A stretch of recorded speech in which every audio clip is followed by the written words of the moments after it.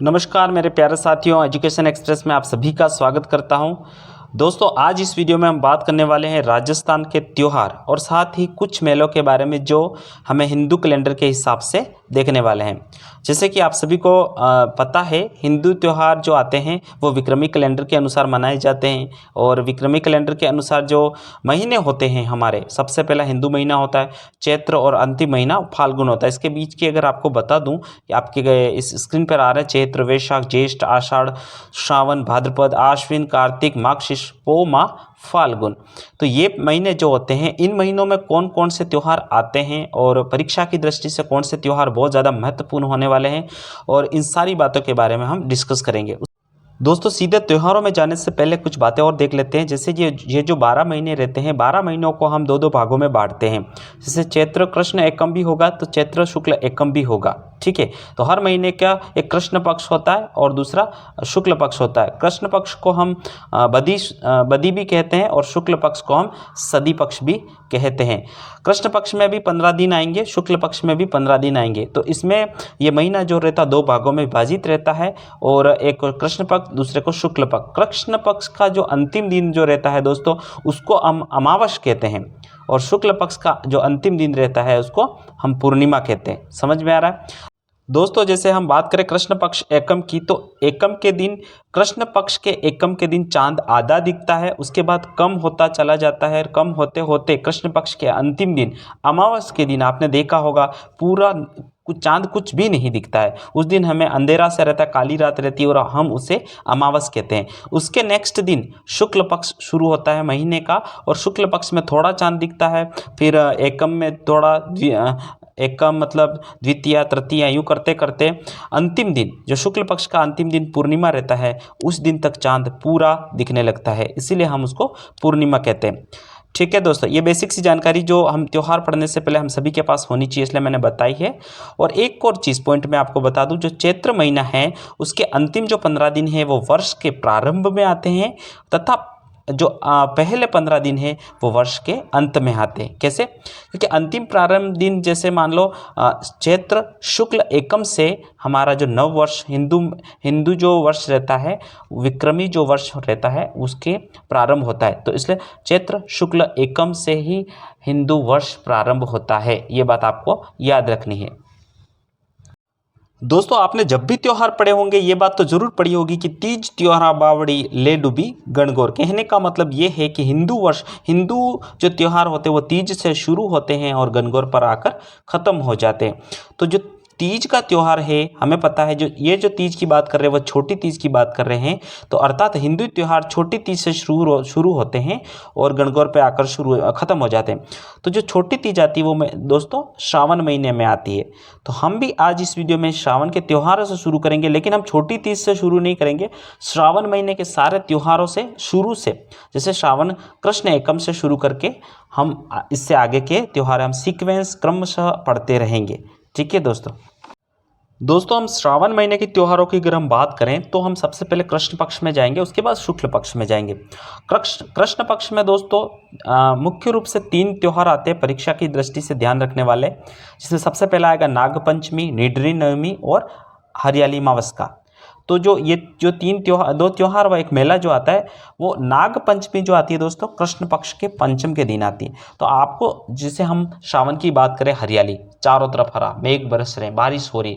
कभी कभी जब बारिश होने से पहले मतलब बहुत सारी धूप होती है, तो धूप में क्या होता है, या मतलब जिसको हम क्या कहते हैं, उस समय उमस हो जाती है। तो उमस के अंदर क्या, सांप वगैरह बाहर निकलते हैं।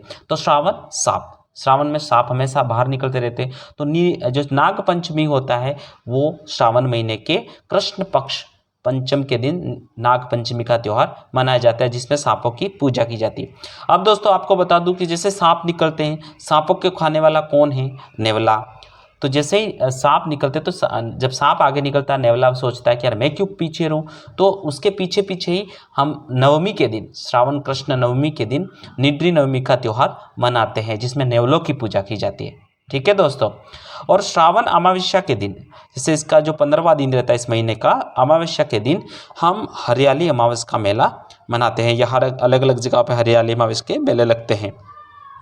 इसी दिन दोस्तों कल्प वृक्ष का मेला मांगलियावास अजमेर में लगता है। ये बात आपको याद रखने वाली है। साथ में ये जो हरियाली अमावस का मेला उदयपुर में फतेह सागर की पाल पे लगता है, जो बहुत ज़्यादा फेमस है। और इसी दिन बुड्ढा जोहड़ का मेला श्री गंगानगर में भरता है। तो ये तीनों बातें भी आपको बहुत ज़्यादा याद करने की ज़रूरत है।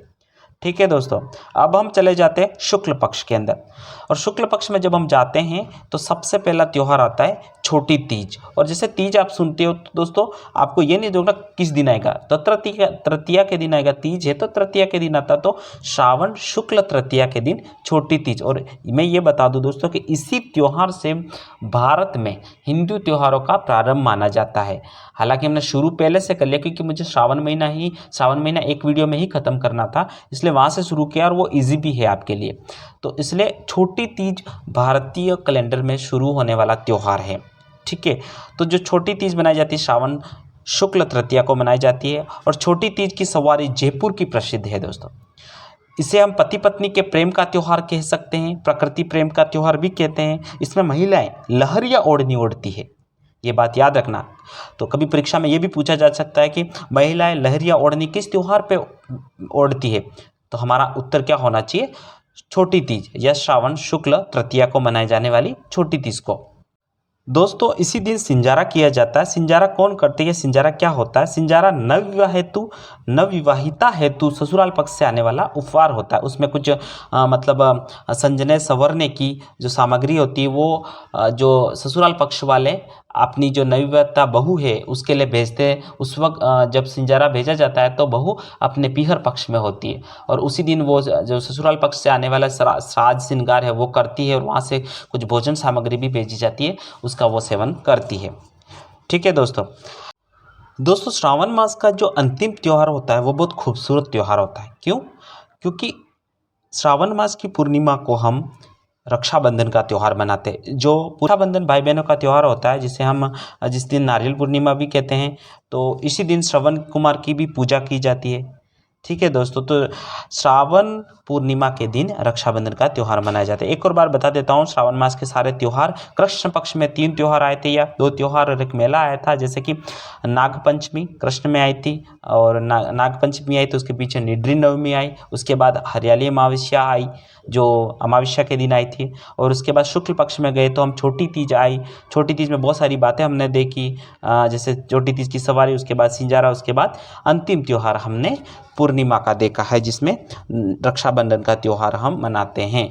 तो ये बातें आप याद रखना दोस्तों। वीडियो थोड़ा लंबा हो रहा है, तो नेक्स्ट वीडियो में मैं भाद्रपद महीने के और भाद्रपद महीना के लिए एक अलग से वीडियो रहेगा। नेक्स्ट वीडियो भाद्रपद पे रहेगा, क्योंकि उसमें बहुत ज़्यादा त्यौहार आते हैं, और इस प्रकार से सीक्वेंस से हम सारे वीडियो, हम कुछ ट्रिक्स भी बनाई है, वो ट्रिक्स लेकर आपके बीच में आऊँगा।